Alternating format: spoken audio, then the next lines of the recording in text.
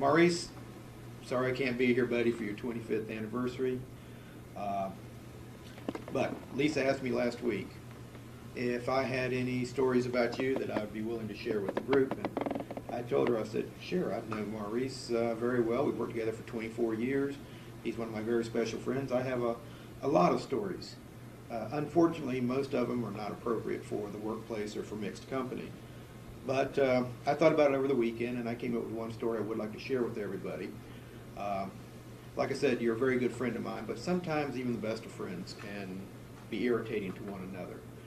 And I remember many years ago when Maurice and I were running crews up in telephone, that his desk was about 10 feet away from mine. And one day I was working on a project. I don't remember what the project was, I just remember that it was very important. I had a deadline, and I wanted to get it done and done right. So I was concentrating all my efforts on this project.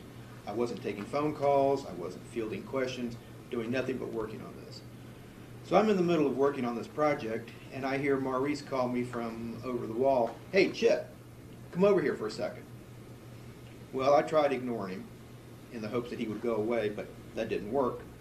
And a few seconds later I hear, Chip, come over here, I need to talk to you." So I respond back, "Maurice, I'm busy." "Chip, I need to talk to you, it's important, I need to talk to you now, come over here."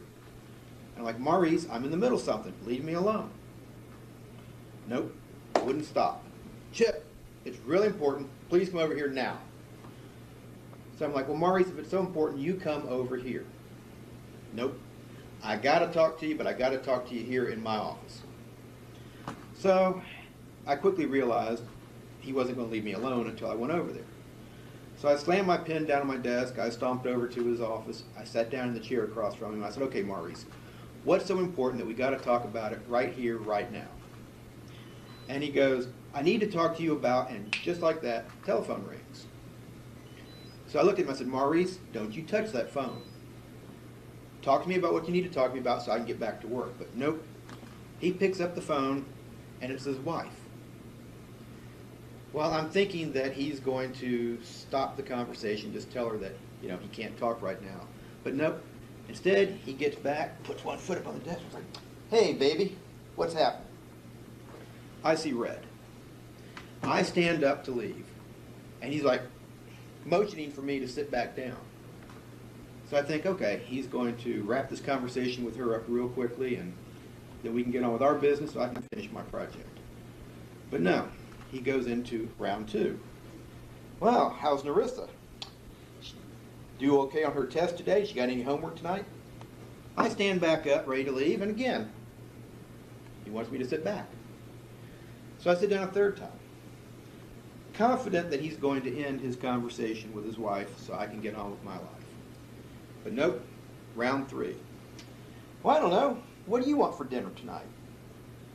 That's when I lost it. I stood up, put my hands on the desk, I leaned over as far as I could until our noses were about that far apart, and I locked eyes with him. And I reached my mouth, and I had a wad of chewing gum that I had been chewing on all day. I took it and went, boom, right in the middle of his forehead where it stuck. He looked like a little baby unicorn. Now, for anybody that has known Maurice for more than, say, 10 minutes, you probably have a pretty good idea of how badly this traumatized him. To his credit, he didn't scream, he didn't cry, he was totally speechless. His eyes were crossed as he's looking up trying to focus on this wad of chewing gum right between his eyes.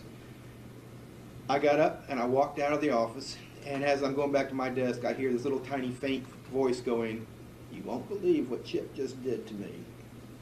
So, point being that if ever you need Maurice's full and undivided attention, I recommend Juicy Fruit.